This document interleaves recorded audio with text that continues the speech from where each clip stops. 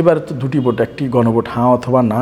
তবে এটা যার যার ব্যক্তিগত ব্যাপার, আপনি যেটাকে লালন করবেন আপনি সেটাকে দিবেন। কারণ কারো ইমোশনে আমি আঘাত করতে চাই না। হয়তো বা একটা মানুষ একটা বিষয় লালন করে সেটাকে, তবে আমার মন্তব্য হচ্ছে যেটাতে আমাদের দেশের উপকার হবে, দশের উপকার হবে। তবে হ্যাঁ ভোট যদি এরকম হতো আমার কাছে বেশি ভালো হতো, যে একবারের বেশি কেউ এমপি হতে পারবে না, একবারের বেশি কেউ প্রধানমন্ত্রী হতে পারবে না, এবং মহান সংসদের কোনো বিল পাশ হইতে ইসলামী শরিয়া ভিত্তিক সে আইনের সাথে সম্পৃক্ত আছে কি না, এবং এইরকম বিষয়গুলো যদি আরও যুক্ত হতো আমার মনে হয় আরও বেশি ভালো হতো।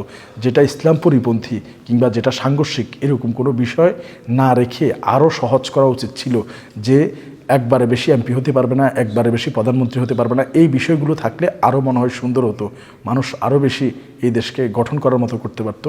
তারপরেও যেটা ভালো হয় আপনারা সেটাতেই করবেন। তবে দেশের জন্য আপনারা আগে হ্যাঁ ভোট না ভোট ভালো করে বুঝবেন, তারপরে দিবেন। কারণ হ্যাঁ ভোট ভালো, আমি আপাত দৃষ্টিতে দেখছি যে অনেকগুলো হ্যাঁ ভোটের পক্ষে যথাযথ যৌক্তিকতা আছে, কিন্তু আবার অনেকে না ভোটের বিপক্ষেও, যেমন আব্বাসী হুজুর, আমি ওনার একটা ভিডিও দেখলাম, এই ইসলামের কি সমস্যা হবে, বিসমিল্লাহ নেই, এই সে বিভিন্ন ধরনের অপপ্রচার আছে। তো এইগুলো সত্যি কিনা তাও আমি জানি না, এই জন্য আরও ক্লিয়ার করা উচিত এই বিষয়টাকে সরকার। তাহলে হ্যাঁ ভোট এবং না ভোটের পার্থক্য মানুষ বুঝতে পারবে এবং সঠিক জায়গায় মানুষ ভোটটা দিতে পারবে। ধন্যবাদ।